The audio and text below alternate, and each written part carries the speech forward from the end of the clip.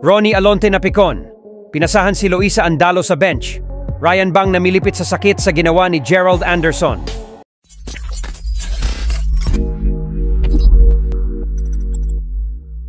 Second game ng Star Magic All-Star Game, nagkaharap ang It's Showtime at Star Magic Shooters Red.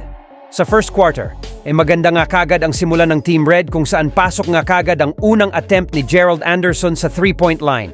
Nakuha naman ng It's Showtime ang kanilang unang field goal sa laro sa naging 2-point shot ni Ion Perez. Basket ulit para kay Gerald sa baseline. Umabot na nga sa 9 points na kalamangan ng Team Red. Kaya naman inawat na ni Ryan Bang si Gerald para iwasang makareceive ng bola.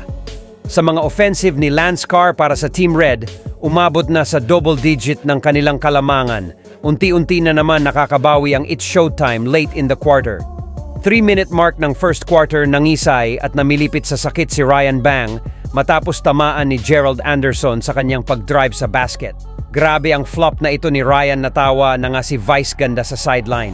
Nakapagtala naman si Ronnie Alonte ng 3-point shot coming off the bench. Pinasa naman ni Ronnie Alonte ang bola kay Loisa Andalo sa bench ng It's Showtime. Na-hype naman si Vice Ganda sa patuloy na pigiging agresibo ni Perez late in the quarter.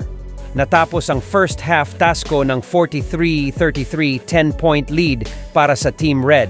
Sa third quarter ay patuloy ang mainit na opensa ng Team Red, kung saan patuloy din nga ang paglaki ng kanilang kalamangan, bahagyang ang nagkaroon ng small run ng It's Showtime sa halfway mark. Nice move para kay Ronnie Alonte sa kanyang driving layup in transition. Napastare down na lang si Ronnie sa kanyang defender. Sa fourth quarter ay naibaba ulit ng It's Showtime sa single digit ng kanilang hinahabol, kung saan patuloy ang pagka nasa opensa ni Ronnie Alonte. Na-hype na itong si Coach Arwin Santos sa sideline. Napacheer pa nga itong mayor ng Bamban Tarlac matapos magbitaw ng rest si JC Rivera. Late in the quarter ay bigla ulit umarangkada ang opensa ng Team Red, kung saan biglang lobo ulit ang kanilang kalamangan. Hindi na nga nakabawi pa ang It's Showtime sa dulo. Sa huli panalo ang Team Red.